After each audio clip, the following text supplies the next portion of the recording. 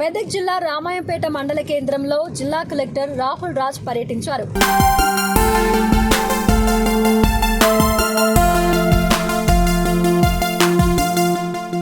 తెలంగాణ రాష్ట్ర ప్రభుత్వం నూతనంగా ఇంటిగ్రేటెడ్ రెసిడెన్షియల్ స్కూల్ కాంప్లెక్స్ నిర్మాణానికి ప్రతిపాదనలు సిద్ధం చేయడంతో రామాయంపేట మండల కేంద్రంలోని జాతీయ రహదారి పక్కన ఉన్న ప్రభుత్వ స్థలాలను ఆయన పరిశీలించారు. 20 ఎకరాల విస్తీర్ణంలో నిర్మాణానికి ప్రతిపాదనలు సిద్ధం చేసినట్లు తెలిపారు.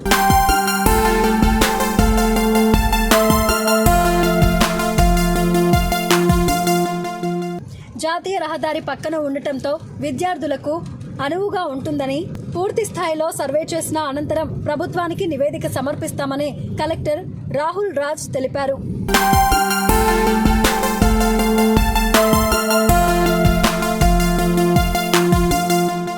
ఇంటిగ్రేటెడ్ రెసిడెన్షియల్ స్కూల్ కాంప్లెక్స్ అనేసి అదే దీంట్లో ఒక 20 acres ఐడెంటిఫై చేయమని చెప్పడం జరిగింది. సో అన్ని జిల్లాలు కూడా ఐడెంటిఫై చేస్తున్నారు. సో దాంట్లో ఏంటంటే ఇప్పుడు మనకి బీసీ స్టూడెంట్స్కి సంబంధించి, ఎస్సీ స్టూడెంట్స్కి సంబంధించి, ఎస్టీ స్టూడెంట్స్కి సంబంధించి, మైనార్టీకి సంబంధించి సో అన్ని డిఫరెంట్ ఇన్స్టిట్యూషన్స్ ఉన్నాయి. సో ఒక్కొక్క దగ్గర ఉన్నాయి, డిఫరెంట్ ప్లేసెస్లో ఉన్నాయి. అట్లా కాకుండా ఇంటిగ్రేటెడ్ అంటే ఏంటంటే ఒక్కటే ప్లేస్లో అన్నీ ఉంటాయి. సో బీసీ వెల్ఫేర్కి సంబంధించి, ఎస్సీ వెల్ఫేర్కి సంబంధించి, ఎస్టీకి సంబంధించి, మైనార్టీ వెల్ఫేర్కి సంబంధించి అన్నీ కూడా ఇంటిగ్రేటెడ్గా ఒక్కటే క్యాంపస్లో ఉండాలి. సో దట్ ఈ భేదభావాలు అనేటివి లేకుండా ఉండాలి అందరి మధ్యలో ఒక మంచి ఉద్దేశంతో. ప్లస్ ఒకటే ప్లేస్లో అన్నీ ఉన్నట్టయితే అన్ని ఫెసిలిటీస్ కూడా ప్రొవైడ్ చేయొచ్చు, మానిటరింగ్ కూడా చేయొచ్చు అనేసి ఒక మంచి ఉద్దేశంతో తెలంగాణ ప్రభుత్వం సో ఐడెంటిఫై చేయమని చెప్పడం జరిగింది. మన దాంట్లో భాగంగా మన మెదక్ నియోజకవర్గం సంబంధించి ల్యాండ్స్ మనం చూస్తూ ఉన్నాం.